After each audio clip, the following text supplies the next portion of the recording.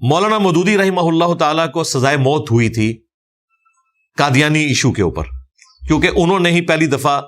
علمی لیول پہ ایک کتاب لکھی قادیانی مسئلہ، اور انہوں نے قرآن و سنت کے محکم دلائل کے ساتھ اتنے انٹلیکچوئل طریقے سے یہ ثابت کیا کہ قادیانی کافر کیوں ہے۔ یہ میں اس وقت کی بات کر رہا ہوں کہ ابھی قادیانی مسلمان ہی سمجھے جاتے تھے معاشرے کے اندر، اہل علم ان کے اوپر ضرور گرفت کرتے تھے، لیکن آپس میں رشتے بھی ہوتے تھے، جس طرح باقی فرقے والے کر لیتے ہیں، کوئی سخت ہے تو وہ نہیں کریں گے، جس طرح جو سخت قسم کے شیعہ ہیں یا سنی ہیں وہ آپس میں نہیں کرتے، اس طرح ہوتا تھا۔ ادروائز آپ دیکھیں تو اس وقت ماں قادیانی ہے تو باپ سنی ہے، باپ قادیانی ہے تو ماں شیعہ ہے، اس طرح وہ چل رہا ہوتا تھا۔ تو یہ 50s میں ان کی کتاب سامنے آئی، اور پھر انہیں کہا گیا کہ انہوں نے تو فتنہ کھڑا کر دیا، حالانکہ وہ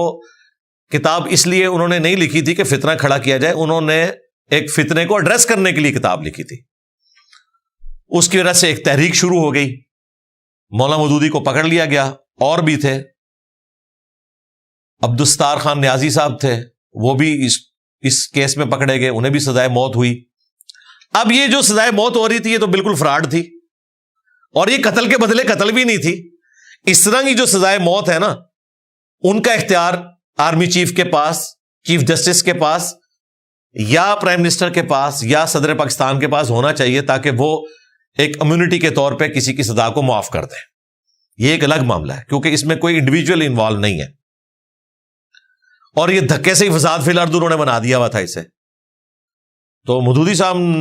نے الحمدللہ اسے قبول کیا، جیل بھی کاٹی، اور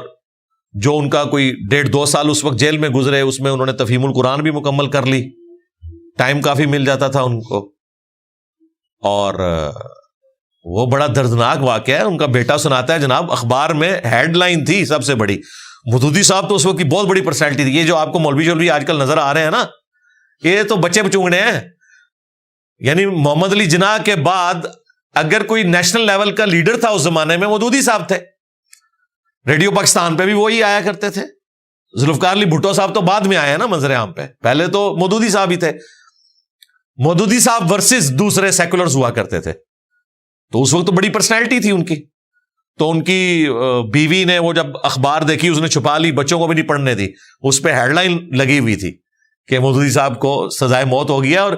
یہ بھی طے ہو گیا تھا کہ کب ہونی ہے، ٹھیک ہے۔ اور ان کو اس سزائے موت کی چکی میں بھی ڈال دیا گیا تھا۔ وہ تو پھر آخری وقت میں پوری دنیا کا پریشر آیا، ظاہر ہے مودودی صاحب ایک ورلڈ لیول کی پرسنالٹی تھے، اور پھر یہاں پہ بھی کوئی ایسے حالات و واقعات بنے،